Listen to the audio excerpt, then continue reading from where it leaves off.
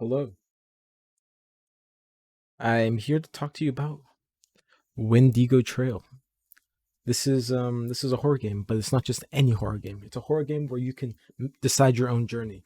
You'll get like honestly, let's let the game speak for itself. But before we get to that, let's look at the little quality of life, the user interface we've worked on. So as you can see, the font, everything is all very creepy, has a very distinct style, and we have this to increase the music volume and the effect as well and vibration.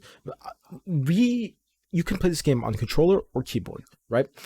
But usually like you're just like clicking or like moving like left and right the joystick, and you like press X to like select. That's basically all about it. But the effects on the controller are drastically different because there'd be like haptic feedback. If you have a PS5 controller, there would be haptic feedback that we would be working on, but so far we do not have that. But like there's effects on there's like slight effects on the screen that we want to add and stuff. And the vibration, you would feel like, oh, like something creepy would happen. So like you would feel something in the controller, right? And there's also going to be achievements while you're playing. Like there could be like different things that you can find, different endings. You get like an achievement for that, so like the player could be satisfied and stuff like that, right? And but let's get right into it. All right, there would be multiple chapters, of course, but so far we've only got one chapter done. So let's get right into it. So David wakes up in the forest, disoriented and confused. He sees his friend abandoning camping gear and realizes something terrible has happened. So you have two options here. You can have a very different story depending on what you want. So let's say he looks for his friends. Right? David follows a trail of footprints deeper into the forest, hoping to find his friends. He comes across a clearing and sees something moving in the distance. He decides to investigate movement or stay put. Let's say he investigates the movement. David approaches the movement and finds a wounded deer. Suddenly, the Wendigo appears and attacks the deer. David has to fight the Wendigo or run away. Let's say we run away. Let's say runs for his life and stumbles upon a small cave, and that would be the end. That was a very eventful first chapter because the main villain, obviously Wendigo, was there, and then he found a cave, and I wonder what happens in the cave, but you would have to find out in the next chapter, or like let's say like we added more to this chapter. But anyways, you get my point. Every story would be drastically different. So let's do another one. Let's say he does this path, where he head back to the trail and tries to find his way home, right? David heads back to the trail, but it seems to have disappeared. He's lost and he doesn't know which way to go. He decides to follow the sound and run in water, or climbs a tree to get a better. Let's say he climbs a tree. You see this atmosphere right now? Let's see what happens now. Wow. David climbs a tall tree and sees a distant mountain range. He decides to. You see how we also changed the background for each scenery, so it's like very nice detail we added. And the music, as you can tell, I just want to mention once again, the music's very creepy, and you're like a little creeped out, like this is a very scary forest. Um, let's say he climbs down and he heads in the direction of the mountain. Let's say that David heads towards the mountain, but it comes across a river.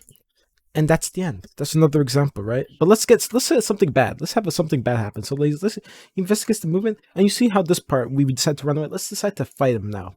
All right? It's not enough. David fights the Wendigo with his camping beer, but it's not enough. He died. He died. You could, and when you die, like it's over. Like you have to like start over. So like there is some punishment involved in this if you make some bad decisions as well.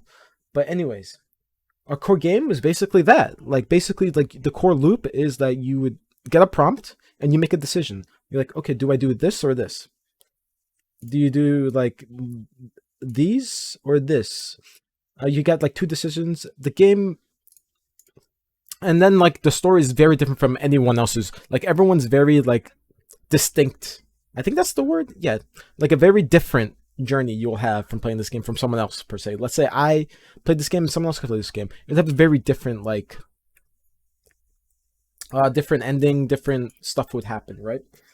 And but yeah, the arc of this game is also this whole chapter, right? Like you would have like what David wants to do. What does he want to find his friends, or does he want to go off on his own and try to escape himself? And then like his like you will see what happens. Like there's one where he's trying to find his friend, but one runs into the Wendigo, like we saw, and and then like he found a cave, and that's one like full arc. There'll be multiple chapters, so there'll be multiple stuff happening, more arcs happening in the story. But yeah, but the gamer type for this game would be like someone that likes narratives and like a very story driven game. It's not like very like reactionary or like much like puzzle solving. It's more like what would you do in this situation type beat. So, anyways, thank you so much for watching. I hope you guys are excited for Wendigo Trail, and we'll keep you updated. So, I forgot to record the audio, but this is what it sounds like. It's very creepy. And yeah, and like this changes the audio. But yeah, it's a little ominous and a little creepy. That's all I have to say. I forgot. I'm sorry. But yeah, thank you so much for once again